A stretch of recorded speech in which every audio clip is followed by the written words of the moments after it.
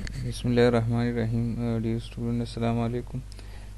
हमने है pre processing के स्टेप्स जो है वो हम ने स्टार्ट किए थे लास्ट। उसमें हमने डिक्शनरी के मतलब कुछ चीज़ टर्मिनलाइजेशन और इसमें जो इश्यूज़ वगैरह टोकनाइजेशन है और इसमें इश्यूज़ वगैरह जो है वो आते हैं, तो हमने लास्ट लेक्चर में डिस्कस किए थे। जो प्री प्रोसेसिंग का एक और स्टेप है जिसको स्टेमिंग का प्रोसेस कहते हैं, लिमिटाइजेशन और स्टेमिंग। तो ये जो है इस लेक्चर में हम पढ़ेंगे। जो स्टेमिंग का प्रोसेस है तो बेसिकली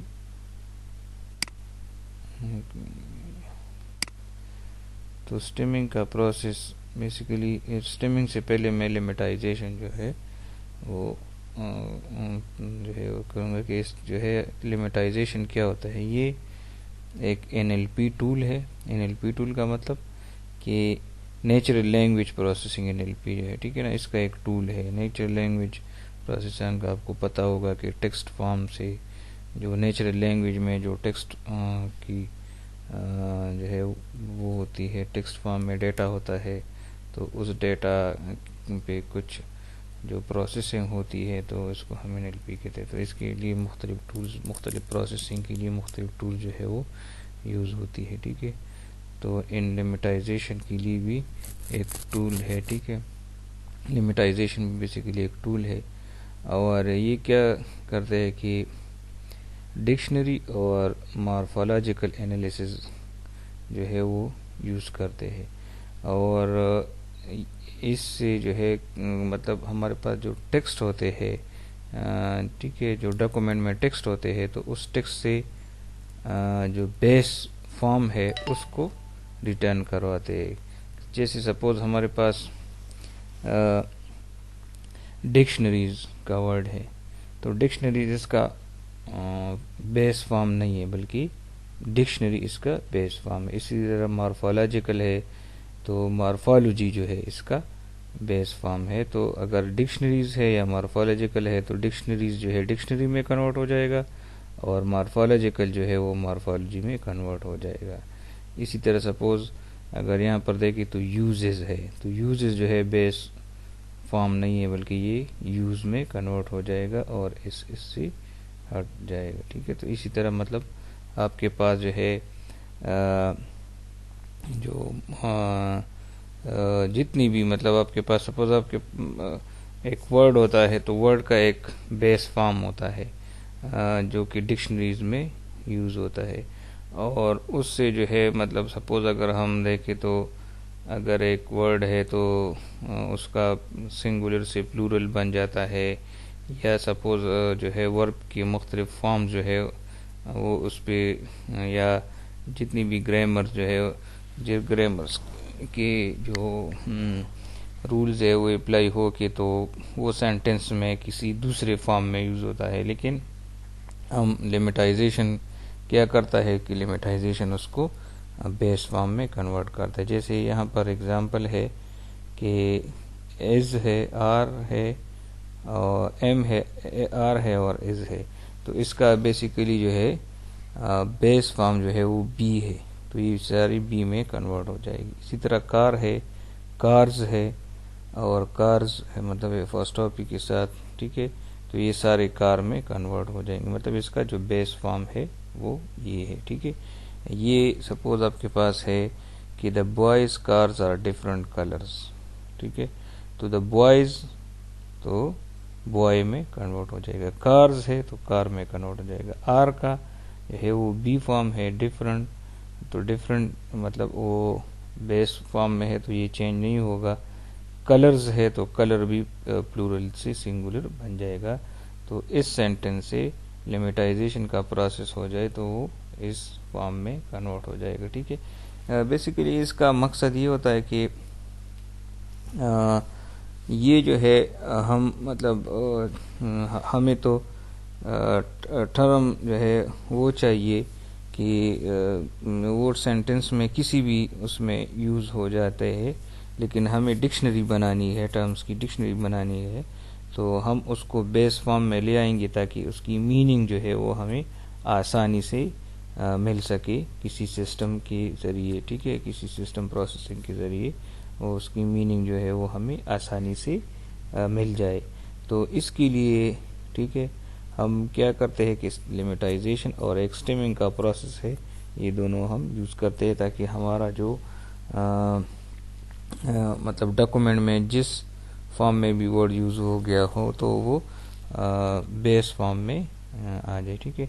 अच्छा, एक और पॉइंट है कि जो प्रॉपर नाउन्स होते हैं तो वो चेंज नहीं होते। जैसे पाकिस्तान है तो पाकिस्तान पाकिस्तान ही, ठीक है।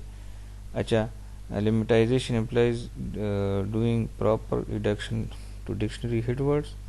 मतलब आपके पास जो है वो क्या करता है कि वो हेड वर्ड्स या जो बेस फॉर्म है तो उसमें ठीक है, जो मतलब एक वर्ड होता है इसके मुख्तलिफ वेरिएंट्स होते हैं, तो उसको वो हेड वर्ड्स की डिक्शनरी की हेड वर्ड्स के फॉर्म में जो है उसको रिड्यूस करता है, ठीक है। जैसे सपोज लिमिटाइजेशन ऑफ सा जो है वो सी होगा, ठीक है, और सा जो है तो ये जो है अब आपके पास, हाँ, ये भी हो सकता है कि सा हमारे पास ये एक वर्ब की फॉर्म में है जिसका मतलब होता है देखना, और एक सा जो है जिसका मतलब होता है आरी। तो आरी जो है ये अगर सा जो है आरी के लिए यूज़ होता है तो ये नाउन फॉर्म में है। तो ये भी जो है आपके पास जो है लिमिटाइजेशन में इस प्रोसेस का, लिमिटाइजेशन के प्रोसेस में इसका भी ख्याल रखना चाहिए कि बाज़ दफ़ा हमारे पास जो है ऐसे वर्ड होते हैं, जैसे सा है तो अगर सा की दो मीनिंग है, मतलब ये इसकी दो एंटोनम्स है, एक आरी है, ठीक है, और एक जो है सा का मतलब देखना। तो अगर देखना है तो ये मतलब ये सी का दूसरा फॉर्म है, सी डबल ई का दूसरा फॉर्म है सा, ठीक है। तो अगर ये सी का दूसरा फॉर्म है, मतलब ये एज अ वर्ब यूज हुआ है, तो ये सी का दूसरा फॉर्म होगा तो इसको आप सी में कन्वर्ट कर लेंगे। लेकिन अगर ये सा जो है एज अ नाउन यूज हुआ है तो फिर जो है उसको कन्वर्ट नहीं करना चाहिए, क्योंकि ये इसका बेस फॉर्म है। क्योंकि अगर एज अ वर्ब यूज हुआ है तो इसका मतलब ये होगा कि ये जो है सी का सेकंड फॉर्म है। तो चूंकि सेकंड फॉर्म तो हम यूज़ नहीं करते, हम तो उसका बेस वर्ड मतलब फर्स्ट फॉर्म यूज़ करेंगे, तो इसलिए सा को सी में कन्वर्ट किया जाएगा। और अगर नाउन है तो नाउन तो उसका बेस फॉर्म है तो फिर जो है कन्वर्ट नहीं होना चाहिए, ठीक है। तो इसमें इसी तरह के प्रॉब्लम भी आ सकते हैं, ठीक है। अच्छा, अब आपके पास है स्टेमिंग। तो स्टेमिंग जो है ये बेसिकली जो उसका रूट फॉर्म होता है तो उसमें वो कन्वर्ट करते हैं, ठीक है। इसमें ये होता है कि इसकी उसमें ये कहता है कि स्टेमिंग सजेस्ट क्रड अफिक्स चॉपिंग। इसका मतलब ये है कि जो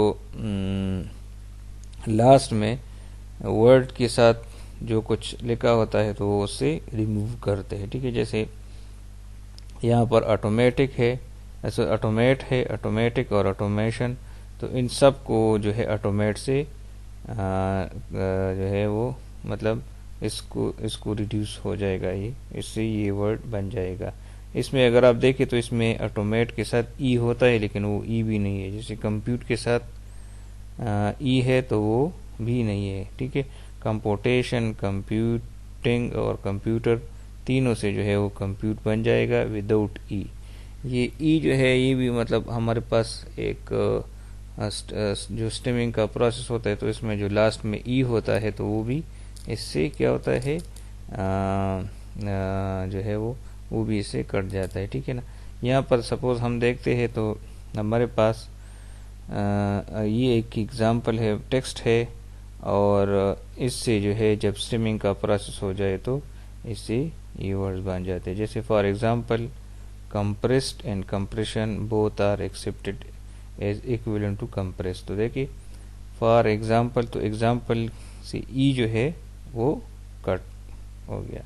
कंप्रेस्ड था तो वो कंप्रेस बन गया, और कंप्रेशन था तो वो भी कंप्रेस बन गया। आर था तो आर में जो है AR ई, तो ई जो है वो ख़त्म हो गया। बोथ अब वहाँ पर है एक्सेप्टेड, यहाँ पर है एक्सेप्ट। एज इक्विवेलेंट, तो यहाँ पर सिर्फ इक्विवल है। टू कंप्रेस, तो मतलब आपके पास जो है इसकी स्टेमिंग के ज़रिए जो है क्या होता है कि इसमें जो वर्ड में जैसे ऑटोमेट है तो ऑटोमेटिक बन जाते हैं, मतलब लास्ट में कुछ चेंजेस हो कि वो वर्ड जो है तो वो रूट से चेंज हो कि किसी दूसरे फॉर्म में चला जाता है। तो इसको हम वही रूट फॉर्म में लाने के लिए जो वर्ड के साथ जो आखिर में जो मतलब मुख्तलिफ प्रोसेस, वो मुख्तलिफ चीज़ें जो है वो ठीक है वो ऐड हो के उसका फॉर्म चेंज होता है, तो उसको हम वापस रिमूव करते हैं। ठीक है, यहाँ पर एक नेक्स्ट लेक्चर में नेक्स्ट स्लाइड में पोर्टर स्टेमर ये एक एल्गोरिथम है। ठीक है, पोर्टर स्टेमर या पोर्टर्स एल्गोरिथम इसको कहते हैं। ये स्टेमिंग का एल्गोरिथम है। ये बेसिकली क्या करता है कि ये 5 फेजेस ऑफ रिडक्शन जो है वो यूज़ करता है। 5 फेजेस ऑफ रिडक्शन क्या है, यहाँ पर हम देखते हैं कि कहते हैं कि आप देखिए अगर डबल एस जो है सॉरी मतलब अगर डबल एस यूज़ हुआ है तो उसको मतलब उसको कन्वर्ट करो डबल एस में, मतलब ES जो है वो क्या हो जाएगा, रिमूव हो जाएगा। ठीक है, और अगर IES जो है वो रिमूव अगर ये है तो इसको सिर्फ I में कन्वर्ट करो। अच्छा ये I है,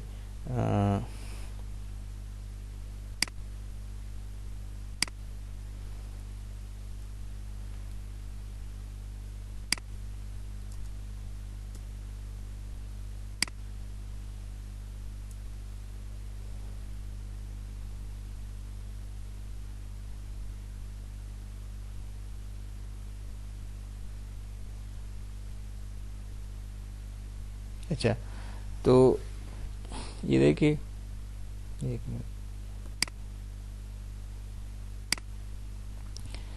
डबल SES है तो इससे ES हटा दे, जैसे प्रोसेस है तो इससे प्रोसेस बना लो। ठीक है, इसी तरह अगर लास्ट में IES आ जाए तो आपने क्या करना होगा, ES से भी हटाना होगा तो सिर्फ I बन जाएगा। जैसे स्काई है, स्काईज है तो उससे स्काई बन जाएगा, पूनीज है तो उससे पूनी बन जाएगा। ठीक है, इसी तरह अगर आखिर में ATIONAL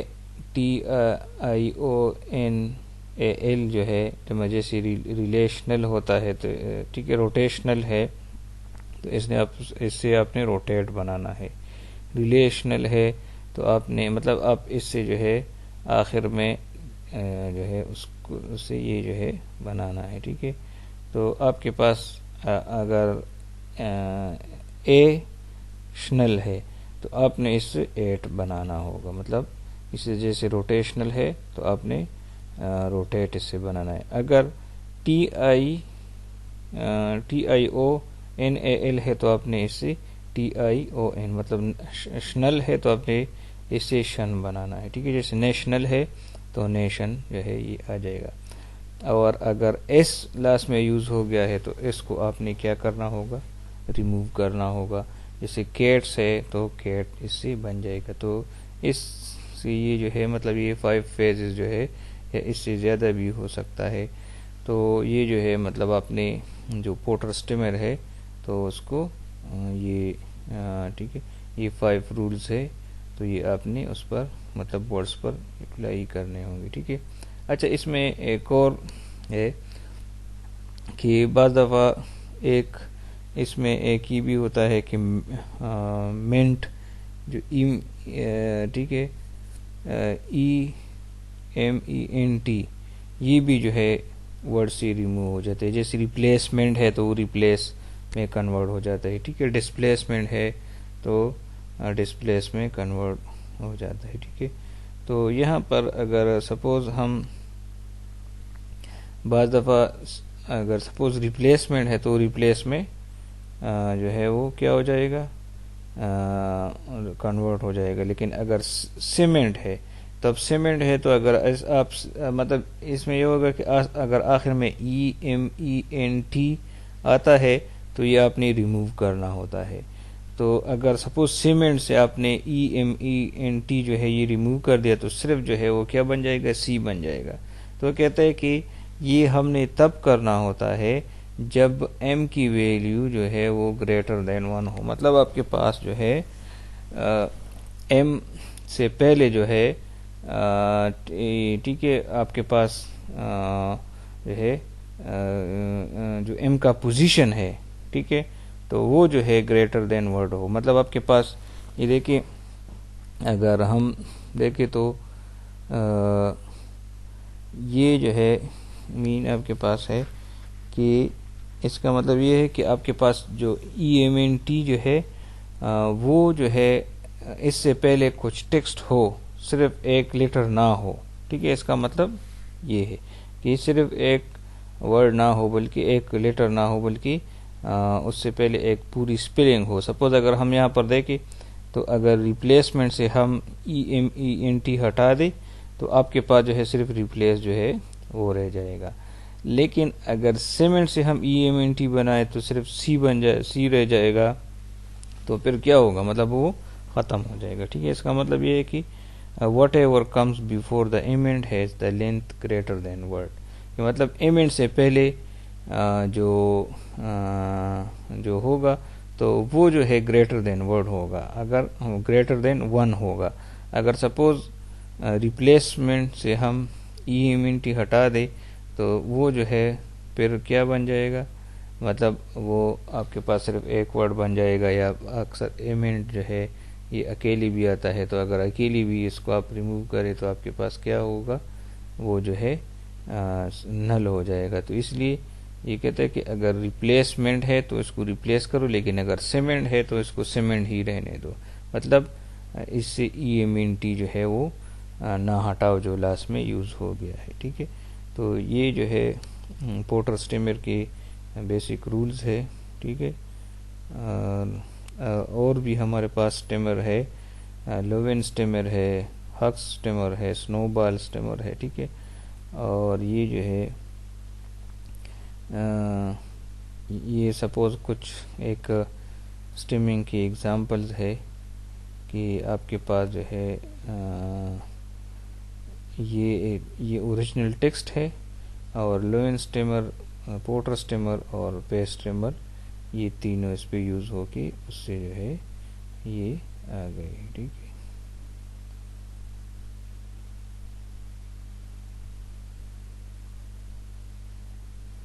अच्छा, अब कहते हैं कि ये लैंग्वेज स्पेसिफिसिटी की बात होती है कि सपोज़ ये रूल्स तो हम इंग्लिश के लिए यूज़ कर सकते हैं लेकिन बाकी लैंग्वेजेस के लिए यूज़ जो है वो नहीं कर सकते। तो इसलिए जो जितनी भी स्टेमर्स है तो वो लैंग्वेज स्पेसिफिक जो है वो हो सकते हैं। मतलब आप हर लैंग्वेज के अपनी रूल्स है कि एक वर्ड से दूसरा वर्ड बनाने के लिए, ठीक है। तो इसलिए जो है बाज़ जो है लैंग्वेज स्पेसिफिक होते हैं और बाज़ एप्लीकेशन स्पेसिफिक भी हो सकते हैं, ठीक है। एप्लीकेशन स्पेसिफिक इस तरह, लैंग्वेज स्पेसिफिक तो इस तरह के मतलब सपोज़ हर लैंग्वेज के अपनी रूल्स है तो उसके मुताबिक आपने जो है स्टेमर बनाना होगा। और जो एप्लीकेशन स्पेसिफिक है तो एप्लीकेशन स्पेसिफिक आप इस तरह बना सकते हैं कि आप एक ख़ास एप्लीकेशन, मतलब आप NLP की बहुत सारी एप्लीकेशंस है तो उस एप्लीकेशन के ज़रिए जो है मतलब उसके मुताबिक आपने पोर्टर स्टेमर बनाना होगा कि आपका एप्लीकेशन बेसिकली करता क्या है। अगर सपोज़ बाज़ दफ़ा इस तरह होता है कि मतलब एक एप्लीकेशन की एक ख़ास जो है एक ख़ास मकसद के लिए वो यूज़ होता है, तो अगर आप वही स्टेमर जो इंफॉर्मेशन रिट्रीवल में यूज़ होता है या NLP के दूसरे मशीन ट्रांसलेशन वगैरह में यूज़ होता है, और सपोज़ अगर उसी को यूज़ करके आपने मतलब एक सपोज हमने एक इंफॉर्मेशन रिट्रीवल सिस्टम पढ़ा था बूलियन रिट्रीवल मॉडल में, विस्टला। तो विस्टला क्या करता है कि वो बूलियन रिट्रीवल पर जो है वो अप्लाई होता है। तो उसमें ये होता है कि वो वर्ड की एग्जैक्ट मैचिंग चेक करता है। तो यहाँ पर हम देखते हैं कि एग्जैक्ट मैचिंग हमारे पास जो है नॉर्मली नहीं होती है। तो अगर हम इसको इस तरह करें कि जो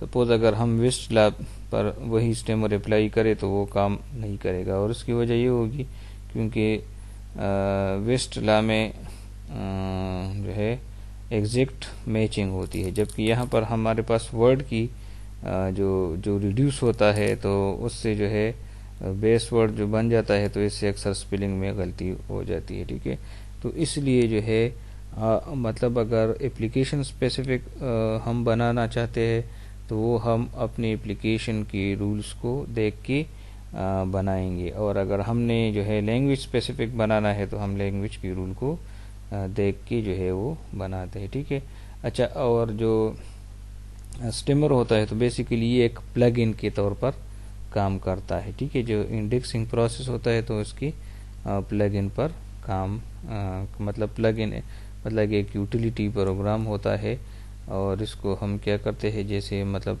इंडेक्सिंग का प्रोसेस होता है तो पोर्टर्स जो भी स्टेमर एल्गोरिथम आप यूज़ करते हैं तो वो उस पर अप्लाई होते हैं। ठीक है, और इसमें दोनों जो है ओपन सोर्स और कमर्शियल प्लगइन्स दोनों जो है वो अवेलेबल होते हैं। ठीक है, अच्छा, और अब इसमें यह कि आया स्टेमर जो है वो जो है वो या लिमिटाइजेशन का प्रोसेस जो है, स्टेमिंग का प्रोसेस या लिमिटाइजेशन का प्रोसेस जो है वो हेल्प कर सकता है कि नहीं। ठीक है, तो इंग्लिश में हमारे पास होता है कि हम बहुत मिक्स्ड रिजल्ट जो है वो आते हैं। हेल्प्स रिकॉल, अच्छा रिकॉल हमने नहीं पढ़ा। रिकॉल हमारे पास ये होता है कि हमारा मकसद ये होगा, मतलब रिकॉल उसको कहते हैं कि हम कहते हैं कि जितनी भी रिलेवेंट डॉक्यूमेंट है तो वो सारे रिट्रीव हो जाए। ठीक है, लेकिन प्रिसीशन ये होता है कि हम कहते हैं कि जो इररिलेवेंट डॉक्यूमेंट है तो वो रिट्रीव ना हो जाए। ठीक है, ये हम डिटेल में पढ़ेंगे। मतलब हमारे पास हम कहते हैं कि हमारे पास जो रिट्रीव डॉक्यूमेंट्स है तो उसमें रिलेवेंट डॉक्यूमेंट जो है वो ज़्यादा से ज़्यादा हो। ठीक है, तो ये प्रिसीशन और रिकॉल हमारा नेक्स्ट टॉपिक है, उसमें हम पढ़ेंगे।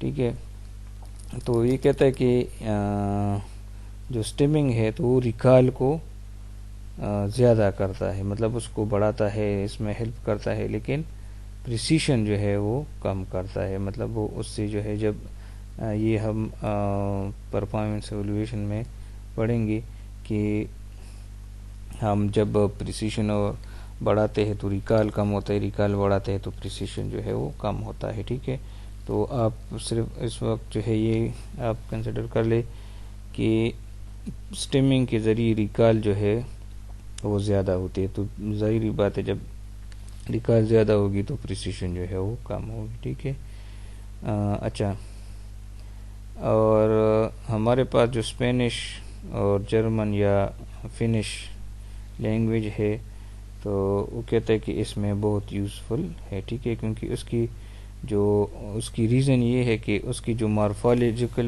रूल्स है वो बहुत क्लियर है। ठीक है, और ठीक है, तो इसलिए जो है इसमें बहुत हेल्पफुल है। ठीक है, इंग्लिश में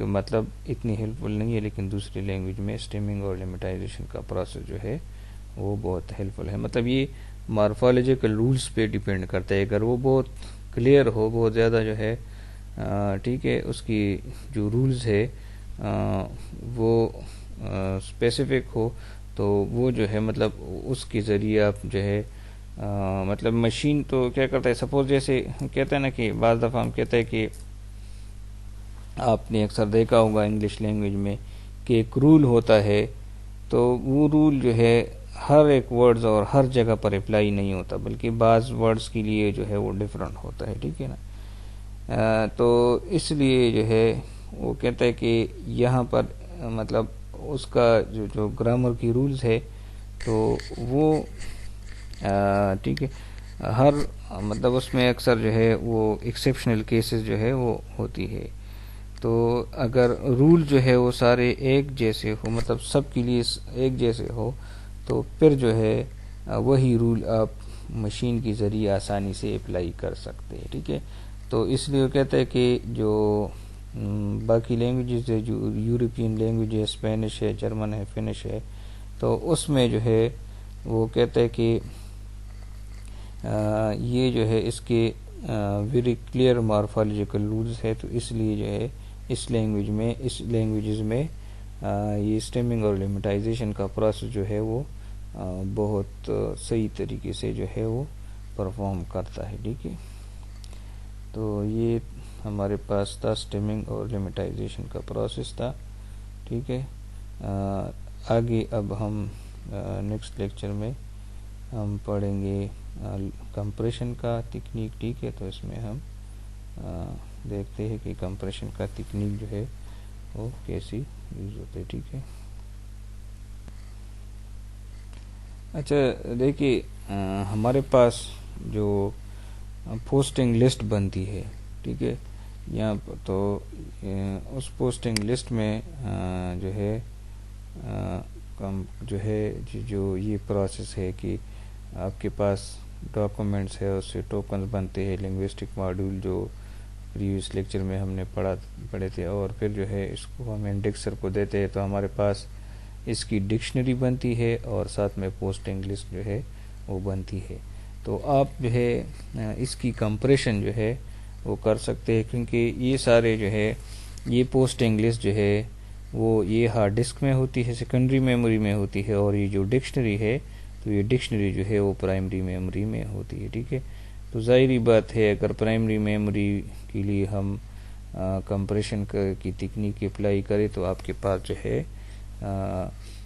अगर तो मेमोरी कम से कम रिक्वायर्ड होगी, इस तरह हार्ड डिस्क का स्पेस भी जो है वो कम से कम जो है वो होगा। ठीक है, तो इन दोनों को हम मतलब इस पर हम कंप्रेशन तकनीक अप्लाई करके हम अपना जो मेमोरी है या हार्ड डिस्क का जो स्पेस है, स्टोरेज है, तो उसको हम रिड्यूस कर सकते हैं। ठीक है, तो ये जो है आपके पास है कि अगर डिक्शनरी कंप्रेशन जो है वो हम क्यों यूज़ करते हैं, ताकि हमारे पास जो है मेमोरी जो है वो कम से कम लगी। ठीक है, इसी तरह जो पोस्टिंग फाइल्स है तो इसकी जो है डिस्क स्पेसेस जो है जिसको जितना रिक्वायर्ड है तो वो जो है कम से कम हो जाए। ठीक है, तो अच्छा हमारे पास एक यहाँ पर मैं आपको एक्सप्लेन करता हूँ कि जो जो डिक्शनरी बनती है, ठीक है, जो इन्वर्टेड इंडेक्स बनता है, इन्वर्टेड इंडेक्स जो हमने यहाँ पर पढ़ा, ये इन्वर्टेड इंडेक्स है। डिक्शनरी एक पॉइंटर है और फिर आगे पोस्टिंग लिस्ट है। ठीक है, तो यहाँ पर है वो इस तरह बनता है कि आपके पास डिक्शनरी टर्म्स की डिक्शनरी होती है और उसकी फ्रीक्वेंसी होती है कि मतलब ये जो है उसकी डॉक्यूमेंट फ्रीक्वेंसी है बेसिकली कि कितने डॉक्यूमेंट्स में आया हुआ है, और पोस्टिंग पॉइंटर है कि मतलब जो पोस्टिंग आगे होगी 2, 4, 6, 8 जिस तरह उसमें था, तो ये बेसिकली पॉइंटर के ज़रिए जो है होता है कि मतलब आगे देखिए ये जो पॉइंटर देखिए मतलब फ्रेंड्स है तो उसकी पोस्टिंग लिस्ट कौन सी है, रोमन है तो उसकी पोस्टिंग लिस्ट कौन सी है, तो इसको इसके साथ पॉइंट करना, इसके लिए हमें एक पॉइंटर की ज़रूरत होगी। ठीक है, तो देखिए ये जो टर्म्स है तो मतलब आपके पास एक लेटर, एक कैरेक्टर जो है उसके लिए एक बाइट रिक्वायर्ड होता है। ठीक है, डिक्शनरी में एक कैरेक्टर को स्टोर करने के लिए एक बाइट रिक्वायर्ड होता है। तो सपोज अगर हम कहते हैं कि जैसे ये है 1, 2, 3, 4, 5, 6, 7, 8, तो इसको कितना रिक्वायर्ड होगा 8 बाइट्स। लेकिन आपके पास कुछ वर्ड्स कम होते हैं, कुछ ज़्यादा होते हैं, तो इसलिए हम कहते हैं कि अगर हमारे पास जो है वर्ड की लेंथ कम हो सकती है, ज़्यादा हो सकती है, तो इसलिए हमने कहा कि हम जितनी भी वर्ड्स है, मतलब ये आपके पास एक एरे होगी, तो वो एक लिस्ट होगी, तो उस लिस्ट में आपको ये पता नहीं है कि इसमें वर्ड का लेंथ कितना होगा, तो इसलिए क्या होता है कि जो 20 बाइट्स हम इसको देते हैं कि मतलब हमारे पास जो वर्ड है तो वो 20 बाइट का हो सकता है, मतलब 20 बाइट्स का हो सकता है। तो इसलिए जो है हमने इसको 20 बाइट्स असाइन कर दिए कि अगर वर्ड का साइज, वर्ड का लेंथ जो है वो 20 कैरेक्टर्स भी हो तो ये इसमें आ सकता है। ठीक है, फिर फ्रीक्वेंसी ये एक इंटीजर के फॉर्म में होता है, तो इसको हम एक 4 बाइट इंटीजर जो है वो देते हैं। ठीक है, और इसी तरह पॉइंटर है, तो पॉइंटर भी हमारे पास 4 बाइट का होता है। ठीक है, मतलब आपके पास ये जो टर्म है तो ये 20 बाइट का होगा, और ये जो फ्रीक्वेंसी है तो ये भी आपके पास, ठीक है, ये 4 बाइट का होगा और पॉइंटर भी 4 बाइट का होगा। तो मतलब एक वर्ड को स्टोर करने के लिए हमें कितनी मेमोरी रिक्वायर्ड होती है? 28 बाइट्स। ठीक है, 20 टर्म को स्टोर करने के लिए, 4 उसकी फ्रीक्वेंसी को स्टोर करने के लिए,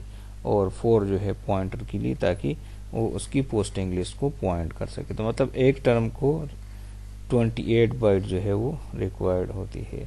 तो सपोज यहाँ पर एक एग्जांपल है कि हमारे पास अगर 5 लाख टर्म्स है, 500,000 टर्म्स है, और 28 बाइट्स एक टर्म के लिए रिक्वायर्ड है, तो हमें कितनी मेमोरी रिक्वायर्ड होगी?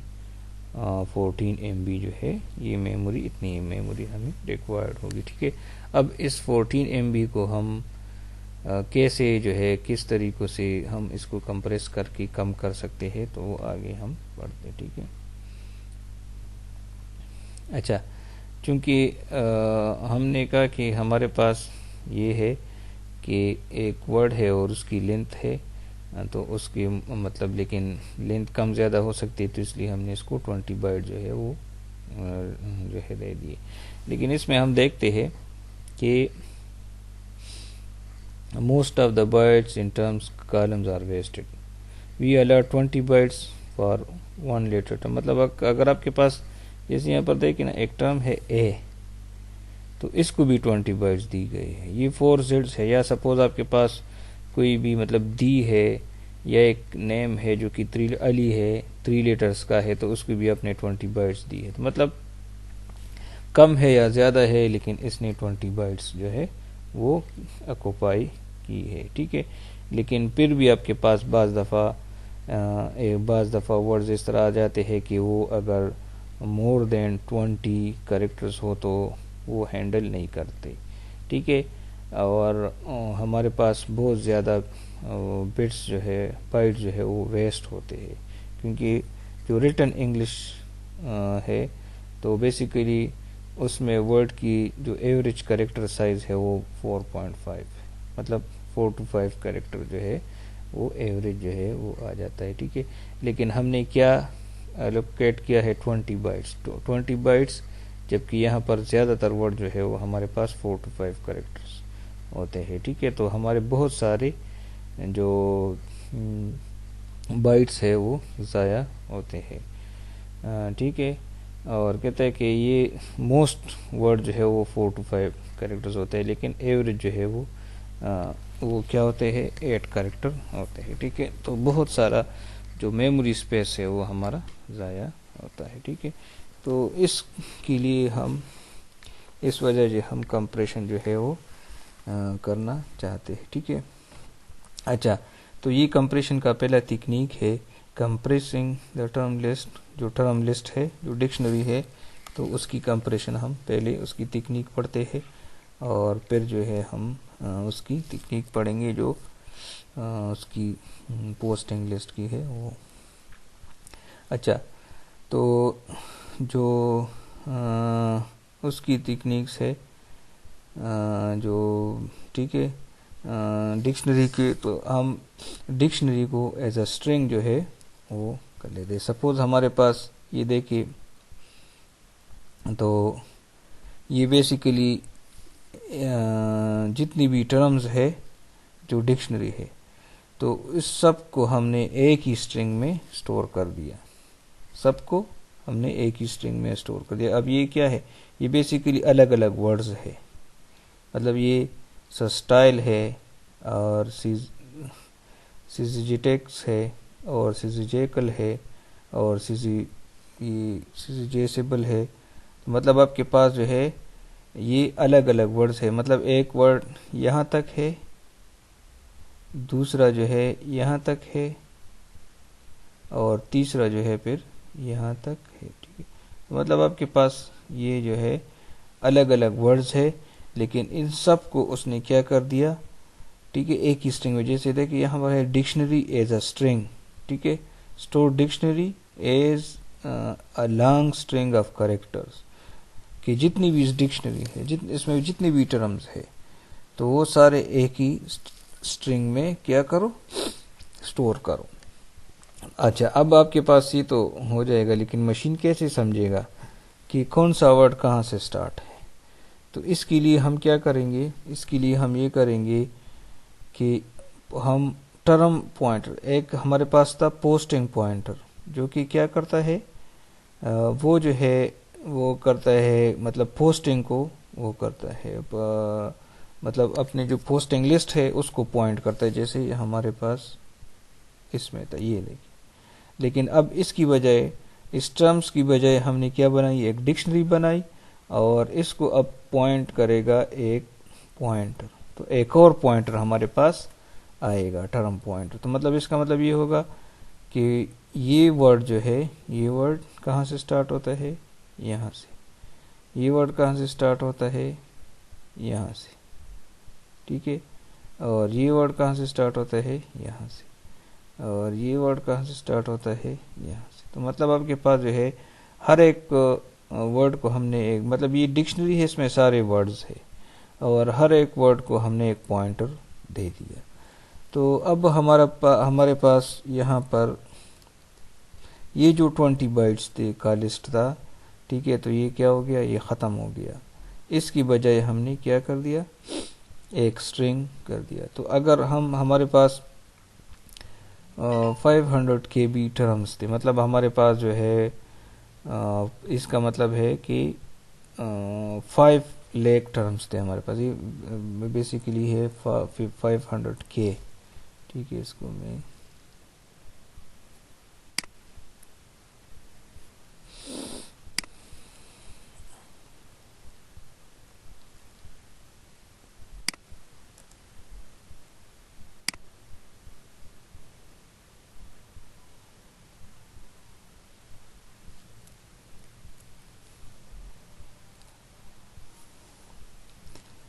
तो ये बेसिकली हमारे पास 5K टर्म्स है। तो अगर हम, अच्छा, बेसिकली ये 5K भी ही सही था।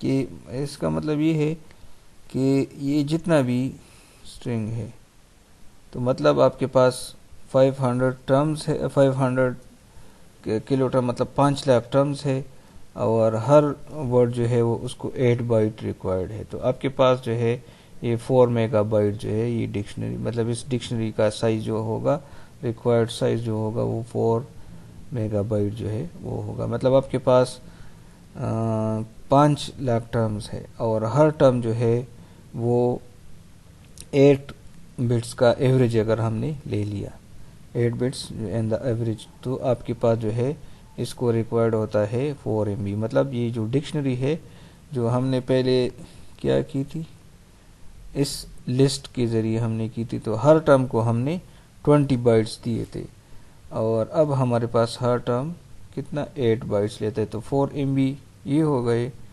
और पॉइंटर जो है वो मतलब आपके पास है, मतलब इसमें ये होता है कि चूंकि ये 4 मिलियन 4 मिलियन बाइट्स हमारे पास रिक्वायर्ड होते हैं, ठीक है। तो अगर ये हम, अच्छा ये log 2 of 4 मिलियन है, ठीक है ना, ये यहाँ पर बेसिकली log 2 of 4 मिलियंस है। तो अगर log 2 of 4 मिलियंस हम देखें तो हमें 3 बाइट जो है एक पॉइंटर के लिए रिक्वायर्ड होंगे। मतलब इसमें पोस्टिंग पॉइंटर के लिए 4 बाइट्स और इसके लिए हमें 3 बाइट्स रिक्वायर्ड होंगे। तो इसके लिए हम, मतलब यहाँ पर जो डिक्शनरी है, डिक्शनरी, तो इसको 4 MB की जगह जो है वो स्पेस, मेमोरी स्पेस जो है वो रिक्वायर्ड है। और इसके लिए जो टर्म पॉइंटर है तो इसके लिए 3 बाइट एक टर्म के लिए रिक्वायर्ड है, 3 बाइट एक टर्म के लिए। और ये तो वही दोनों तो 4 ही है। लेकिन अब हमने क्या किया कि 4 MB और 3 बाइट्स एक टर्म के लिए जो टर्म पॉइंटर है वो रिक्वायर्ड होंगे, ठीक है। तो यहाँ पर देखिए जो डिक्शनरी आप जो है डिक्शनरी आप as dictionary as a string use करते हैं, तो हमें, एक मिनट,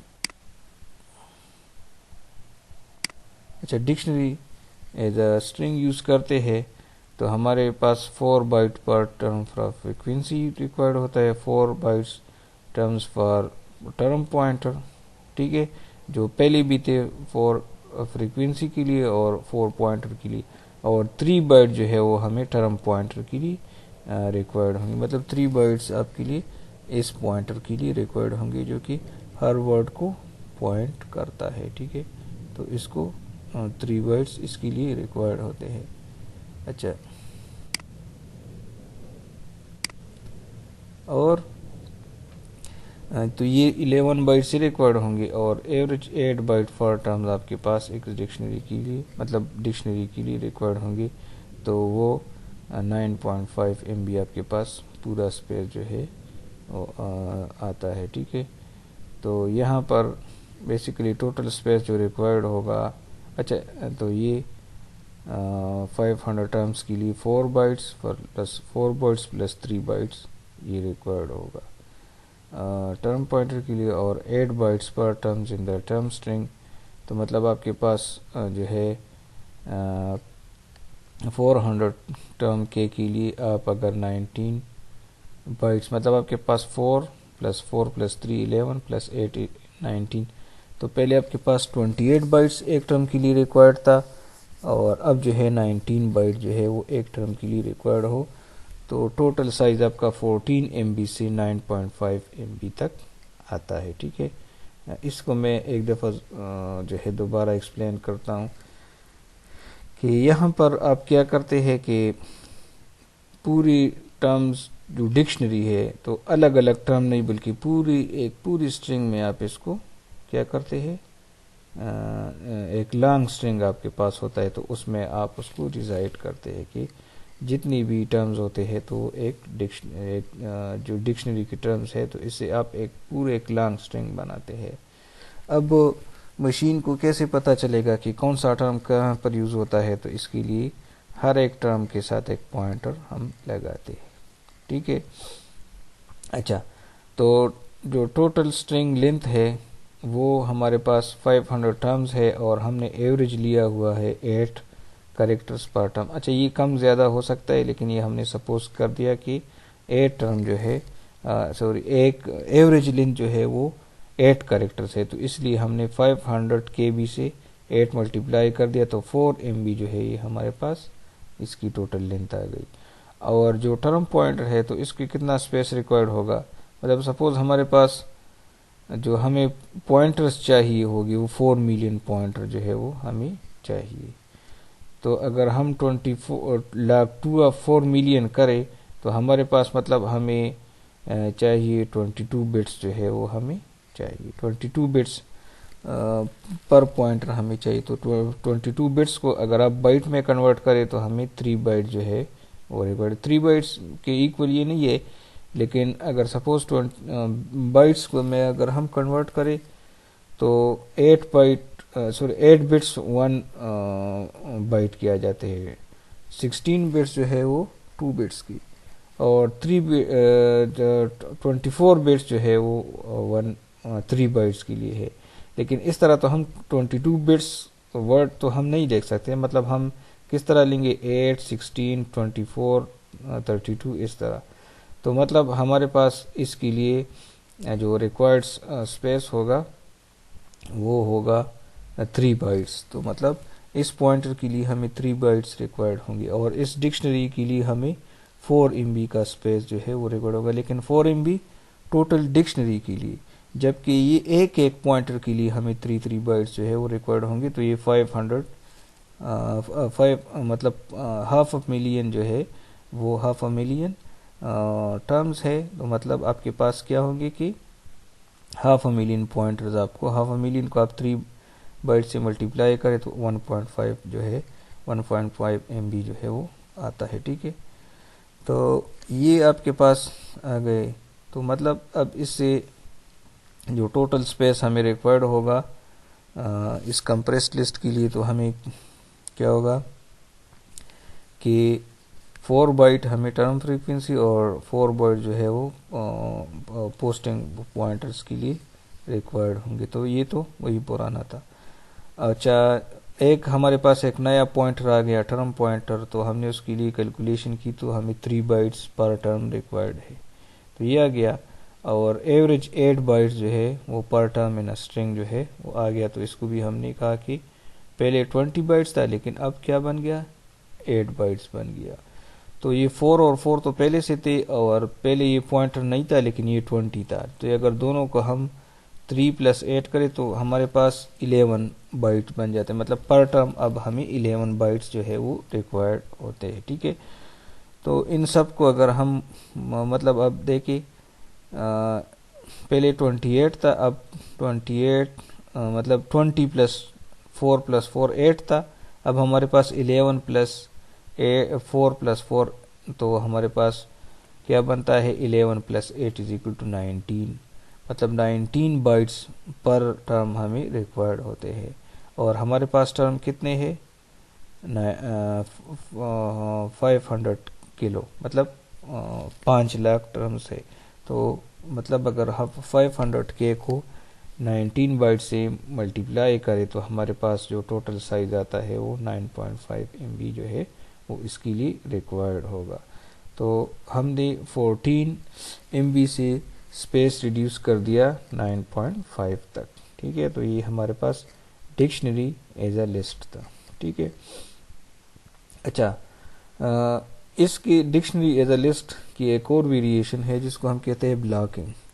ठीक है, ब्लॉकिंग का अगर हम इसमें ब्लॉक्स यूज़ करें कि हम कहते हैं कि ये जो पॉइंटर्स है तो हर एक टर्म्स के साथ एक पॉइंटर होता है, तो ये बहुत ज़्यादा स्पेस जो है वो क्या करता है मतलब 3 बाइट्स का स्पेस जो है ये हमें इसके लिए रिक्वायर्ड होता है हर पॉइंटर के लिए।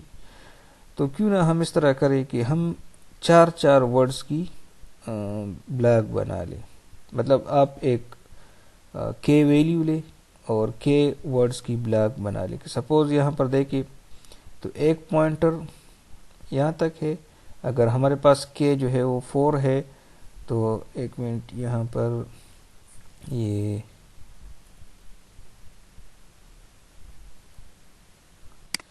अच्छा यहाँ पर देखिए तो ये जो है ये पॉइंटर यहाँ पर है और जबकि ये पॉइंटर यहाँ पर है। तो इसका मतलब ये है कि पहले इसको पॉइंट करेगा डिक्शनरी में और फिर जो है फिफ्थ, मतलब ये फर्स्ट को अगर पॉइंट करता है तो ये फिफ्थ वर्ड को पॉइंट करेगा, फिर नेक्स्ट पॉइंटर जो होगा वो 9th को पॉइंटर करेगा और इसी तरह मतलब 4 का ब्लॉक होगा। पहले क्या था कि हर एक वर्ड के लिए एक पॉइंटर था, अब हर 4th वर्ड के लिए जो है एक पॉइंट, मतलब 4 वर्ड के लिए एक जो है पॉइंटर होगा। ठीक है, अच्छा अब इसमें से जो है ठीक है, तो इसके साथ हमने एक मिनट यहाँ पर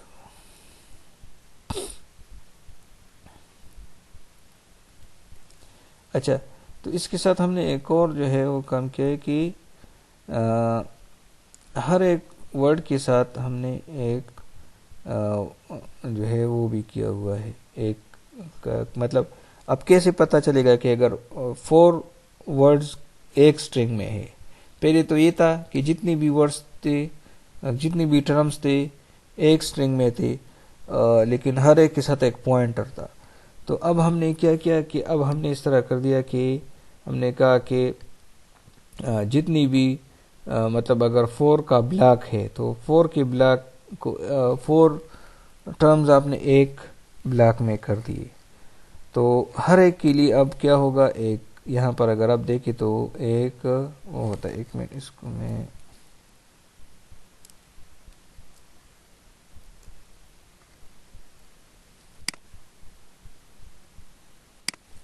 यहाँ पर देखिए तो ये पॉइंटर अगर यहाँ तक है और ये फिर 5 तक है, तो हर एक टर्म के लिए साथ में एक जो है वो है एक नंबर है।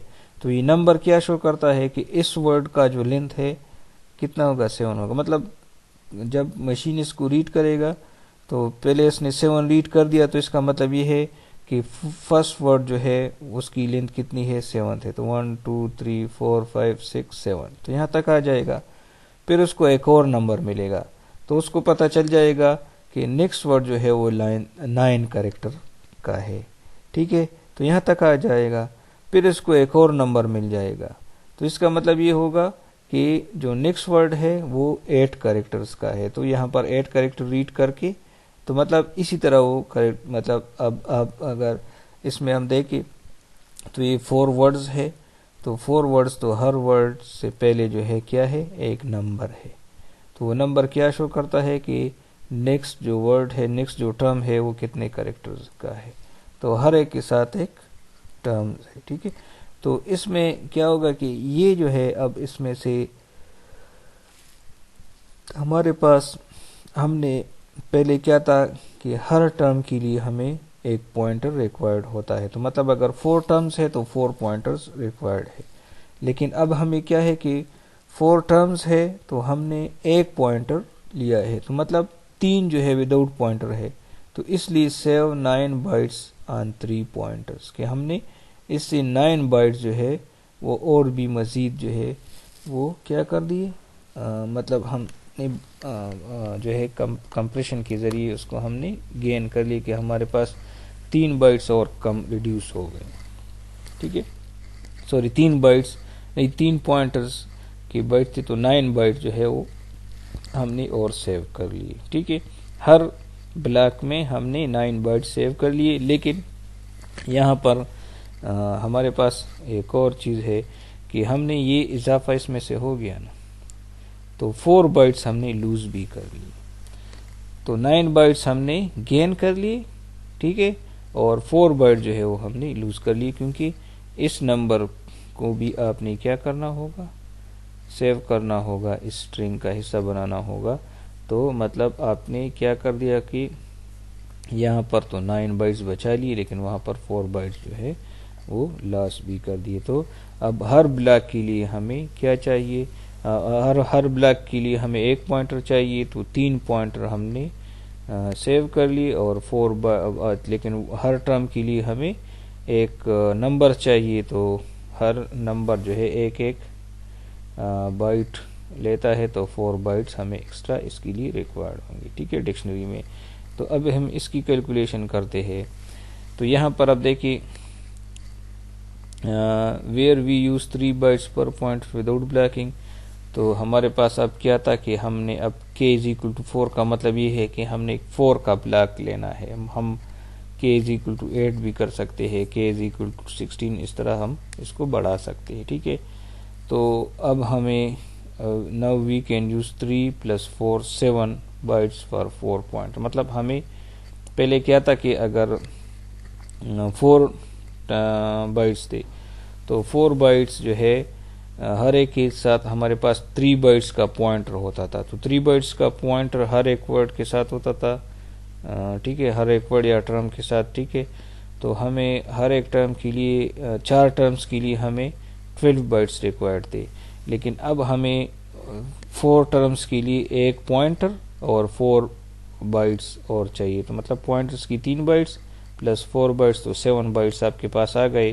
तो मतलब अब 7 बाइट्स हर 4 टर्म्स के लिए होगा। तो हमने हर 4 टर्म के लिए 5 बाइट्स और जो है वो सेव कर लिए। ठीक है, तो मतलब आपके पास इससे हाफ MB जो है और बच गया। ठीक है, मतलब आपके पास पहले ये था कि 9.5 था, यहाँ पर जो हमने कैलकुलेट किया था 9.5 था, तो ये रिड्यूस होके 9 MB तक आ जाएगा अगर हम ब्लॉकिंग करें। ठीक है, मतलब अगर हम 4 का ब्लॉक बना ली तो हर 4 पॉइंटर्स पर हमें मतलब एक एक जो हर, ठीक है, एक मिनट, तो इसका मतलब ये हुआ कि हर 4 पॉइंटर्स पर हमने 5 बाइट्स और बचा ली। कि पहले 12 बाइट्स रिक्वायर्ड थे, अब 7 है, तो मतलब हमने तकरीबन जो है हाफ MB और जो है वो इतना हमें और जो है वो हमने सेव कर लिया। अच्छा, इसमें ये है कि सपोज अगर हम K को ज़्यादा करें तो हमारी जो कंप्रेशन है वो और ज़्यादा हो सकती है। मतलब अगर K को हम 8 करें तो हमें मतलब आपके पास 3 + 8 11 होता है। तो अगर 11 और वहाँ पर हमें जो है 24 रिक्वायर्ड होते हैं। ठीक है, तो इसमें ये होगा कि मतलब 5 की बजाय हमें कितना मतलब 4 टर्म्स, मतलब उसमें हमारे पास 4 टर्म्स के लिए 5 बाइट्स थे, अब हमारे पास 8 टर्म्स के लिए 11 बाइट्स, मतलब ऑलमोस्ट 1.5 बाइट हमें और जो है वो बचत हो सकती है। तो K को जितना हम बढ़ाएंगे तो हमारे पास जो है वो जो मेमोरी का साइज़ है वो और रिड्यूस होगा, लेकिन इसको हम नहीं कर सकते। ठीक है, उसकी एक वजह है। अच्छा, तो और वो वजह ये है कि हम मतलब हम अगर सपोज़ K को बढ़ाते हैं तो हमारा स्पेस जो है वो कम होता है, लेकिन वो हम इसलिए नहीं करना चाहते क्योंकि जब हम K बढ़ाएंगे तो हमारे पास यहाँ पर अगर हम देखें तो यहाँ पर ये पॉइंटर्स होते हैं, तो हमारे पास वर्ड का साइज़ जो है जो यहाँ पर जो ब्लॉक का साइज़ है वो ज़्यादा हो जाता है। तो हमें क्या होता है, हमारे पास जो है सर्चिंग जो है वो ज़्यादा होती है। तो मतलब अब अगर सपोज़ मैं कहता हूँ कि यहाँ पर सपोज़ 4 वर्ड्स है, तो 4 वर्ड्स में हम आसानी से सर्चिंग कर सकते हैं। अगर 8 वर्ड्स हो तो फिर जो है इतना आसानी नहीं। तो मतलब आपके पास जो है मेमोरी तो फिर सेव होती है, तो हम जो है ये नहीं कर सकते क्योंकि जब हमारे पास ब्लॉक ज़्यादा होता है तो हमारे पास जो है फिर कंप्यूटेशनल पावर जो है वो हमें रिक्वायर्ड होता है, मतलब हमारे पास जो रनिंग टाइम है वो ज़्यादा रिक्वायर्ड होता है। ठीक है, तो इसलिए हम K को ज़्यादा नहीं बढ़ा सकते क्योंकि मेमोरी से ज़्यादा हमारे पास जो है वो रिक्वायर्ड होती है, जो कंप्यूटेशनल पावर है वो हमें रिक्वायर्ड होता है। सपोज अगर आप ब्लॉक को बढ़ाते हैं तो फिर जो है आपकी सर्चिंग जो है वो ज़्यादा होती है। ठीक है, तो इसलिए हम इसको ज़्यादा नहीं बढ़ा सकते। ठीक है, तो ये हमारे पास डिक्शनरी की कंप्रेशन का एक तरीका था। एक और तरीका है वो मैं जो नेक्स्ट लेक्चर है इसमें हम वो पढ़ाता हूँ कि इसको हम और भी हम कम कर सकते हैं।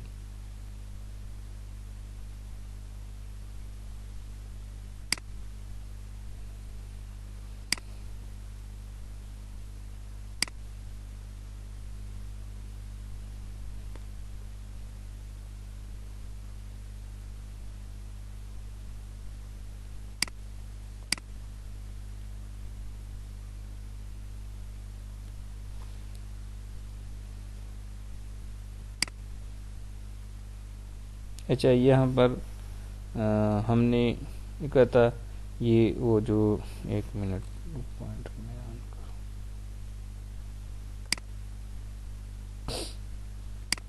ये हमारे पास था कि हम dictionary as a string use करते थे तो हर एक के साथ पॉइंटर होता था। फिर हमने कहा कि नहीं, हम हर ब्लॉक के साथ 4 का ब्लॉक बनाते हैं और हर ब्लॉक को पॉइंटर करते हैं, तो 0.5 मेगाबाइट जो है वो हमें वो रिक्वायर्ड था। ठीक है, एक और है जिसको हम कहते हैं फ्रंट कोडिंग। तो फ्रंट कोडिंग जो है वो क्या करता है कि हमने डिक्शनरी में देखा होगा कि आपके पास डिक्शनरी में वो जो वर्ड्स है वो अल्फ़ाबेटिकल ऑर्डर में होते हैं। ठीक है, तो सपोज़ अगर हम देखें तो हमारे पास ये 4 वर्ड्स एक ही होते हैं, ऑटोमेटा, ऑटोमेट, ऑटोमेटिक, ऑटोमेशन। तो ये जो है क्या होता है कि अगर हम 4 का ब्लॉक बना ले तो ये हमारे पास इस तरह आता है कि उसका जो प्रीफिक्स है, प्रीफिक्स का मतलब जो अगर हम यहाँ तक देखें ऑटोमेट तक देखें टी तक, तो ये सब के साथ कॉमन है, सब के साथ ये कॉमन है। फिर एक के साथ ए है, फिर दूसरे के साथ ई है, तीसरे के साथ आई सी है और चौथे के साथ आई ओ एन है। मतलब ऑटोमेट जो है ये सब में कॉमन है और बाकी में क्या है, बाकी जो वर्ड है वो चेंज होता है। तो हमारे पास यही डिक्शनरी में होता है कि जितने भी वर्ड होते हैं तो वो वर्ड जो है एक ही फॉर्म में, मतलब उसमें एक ही जो है वो आते हैं। तो इसलिए हम क्या करते हैं कि हम ये करते हैं कि उसका जो प्रीफिक्स है तो उसको हम कॉमन लेते हैं। जैसे इसे ऑटोमेट हमने कॉमन ले लिया और फिर हमने कहा कि स्टार का मतलब ये 8 का मतलब ये है कि कॉमन प्रीफिक्स का लेंथ कितना है। फिर स्टार है तो इसका मतलब ये है कि ये इसको हम इससे इनकोड करेंगे। ठीक है, फ्रंट कोडिंग है ये। और फ्रंट कोडिंग में क्या करते हैं कि जो कॉमन प्रीफिक्स है तो उसको हम क्या करते हैं, उसको हम इनकोड कर लेते हैं, मतलब उसको हम कॉमन लेते हैं। और फिर जो है क्या होगा कि A1 के मतलब आपके पास ये जो है मतलब ऑटोमेटा होगा। अब 1 का मतलब ये है कि आगे जो है एक लेटर है, एक कैरेक्टर है, तो वो इसके साथ जो ऑटोमेट है तो इसके साथ इसको अटैच करे। और फिर जो है 2 का मतलब ये है कि नेक्स्ट जो 2 लेटर्स है तो वो जो है आपने ऑटोमेट के साथ क्या करने हैं, अटैच करने हैं, तो ऑटोमेटिक आपके पास बन जाते हैं। फिर 3 का मतलब ये है कि नेक्स्ट 3 लेटर्स हो, ION, तो मतलब ये इसका इसके साथ जो है आपने अटैच करके दोनों का जो है वो अपने बनाना होगा। तो मतलब इसमें ये होगा कि अब अगर हम देखें तो हमें मतलब ऑटोमेट है और एक्स्ट्रा लेंथ बियॉन्ड ऑटोमेट के मतलब एक के जो ऑटोमेट के बाद जो लेंथ है वो कितना होगा। ठीक है, तो ई मतलब एक कैरेक्टर्स और 2 का मतलब IC के 2 कैरेक्टर्स है और 3 का मतलब कि 3 कैरेक्टर्स होंगे। तो मतलब आपके पास ये होगा कि कॉमन प्रीफिक्स होगा और उसके साथ जो है हम और जो है वो अटैच करते हैं कि इसके बाद जो है कितना जो है कितना लेंथ और मतलब जो दूसरा वर्ड है तो कॉमन प्रीफिक्स के साथ और कितना वर्ड जो है आपने लगाना है। ठीक है, तो ये इससे हमारे पास ये पहले ये इतना हमें रिक्वायर्ड था लेकिन अभी हमें इतना रिक्वायर्ड है। तो मतलब आपके पास जो है और भी आपके पास ये जो है कि मतलब कंप्रेस हो गया। ठीक है, इसको हम कहते हैं फ्रंट कोडिंग कि आप क्या करें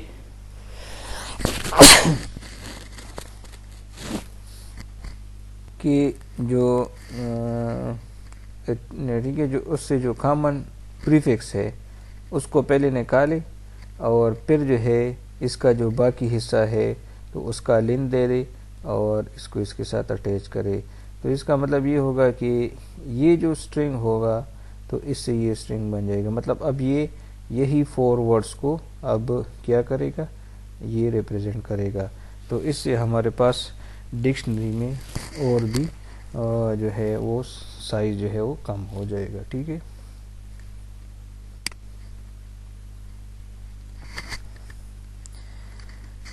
अच्छा अब हम आते हैं पोस्टिंग कंप्रेशन की तरफ। लेकिन चल इस तरह है कि यह पोस्टिंग कंप्रेशन जो है